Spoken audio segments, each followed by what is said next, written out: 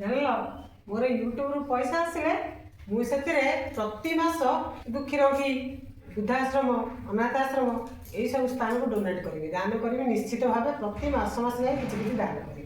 ସେ ଯେଉଁ ମନିଟାଇଜେସନ୍ କଥା ନ ଭାବି ବର୍ତ୍ତମାନ ତୁମେ ଆଉ ଗୋଟେ ଦାନ କରୁନା, ରକ୍ତଦାନ।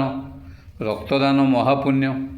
ତେଣୁ ରକ୍ତଦାନ କଲେ କେତେ ଲୋକଙ୍କର ଜୀବନ, ରୋଗୀଙ୍କର ଜୀବନ ବଞ୍ଚିପାରିବ। ଆକୁ କର, ବୃଦ୍ଧାଶ୍ରମକୁ ଦିଅ ପଛେ, କିନ୍ତୁ ରକ୍ତଦାନ ପୁଣ୍ୟ ହିଁ ମହାପୁଣ୍ୟ।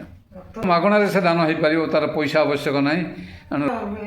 ରକ୍ତଦାନ କେମିତି କ'ଣ କରିବେ ମୁଁ ଜାଣିନି, ଦେଖିଛି ଯେ କିନ୍ତୁ ଜାଣିନି, କିଛି ଜାଣିବାର ଆବଶ୍ୟକ ନାହିଁ।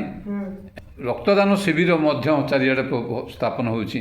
ସରକାରୀ ଡାକ୍ତରଖାନା ହେଉ, ଅନ୍ୟାନ୍ୟ ରକ୍ତ ବ୍ଲଡ଼ ବ୍ୟାଙ୍କ ହେଉ, ଏଇସବୁ ଦାନ ରକ୍ତଦାନ କରାହେଉଛି। ଯାହା ହଉ, ବଢ଼ିଆ କଥାଟା କିନ୍ତୁ କହିଛ। ରକ୍ତଦାନ ପ୍ରକୃତରେ ମାଗଣା ହେଇପାରିବ।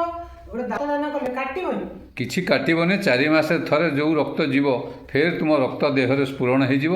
ତେଣୁ ସେଥିରେ ଦେହର କିଛି କ୍ଷତି ହେବ ନାହିଁ ଏବଂ ତୁମକୁ କିଛି ବି ଲାଗିବ ନାହିଁ। 4 ମାସରେ ଥରେ ଦେଲେ ହବ। 4 ମାସ 6 ମାସ ଭିତରେ ଥରେ ଦେଲେ ରକ୍ତ କିଛି ଅସୁବିଧା ନାହିଁ ଦେହର। ପ୍ରାଇଭେଟ ସଂସ୍ଥା ସବୁ ଶୀଘ୍ର କରୁଛି। ହଁ, ତାହେଲେ ଠିକ୍ ଅଛି। ମୋତେ ଟିକେ କହିବ ନା ଯେତେବେଳେ କୋଉଠି କ'ଣ ଦିଆଯିବ, ମୁଁ ଯାଇକି ନହେଲେ ରକ୍ତଦାନ କରିବି। ହଁ, ରକ୍ତ ସେ ଦାନଠୁ ଆଉ ଦାନ ନାହିଁ। ଠିକ୍ ଅଛି, ବଢ଼ିଆ କଥାଟା କହିଲା। ଆଉ ସାଙ୍ଗମାନେ, ଆପଣମାନେ ତ ବହୁତ ଜଣ ରକ୍ତଦାନ କରିଥିବେ। ଆଉ ଯଦି କେହି ଇଚ୍ଛୁକ ଅଛନ୍ତି ବି ଦାନ କରନ୍ତୁ। ଭିଡ଼ିଓଟି ଭଲ ଲାଗିଥିଲେ ଚ୍ୟାନେଲଟିକୁ ସବସ୍କ୍ରାଇବ୍ କରନ୍ତୁ, ଭିଡ଼ିଓକୁ ଲାଇକ୍ ସେୟାର କରନ୍ତୁ। ଜୟ ଜଗନ୍ନାଥ।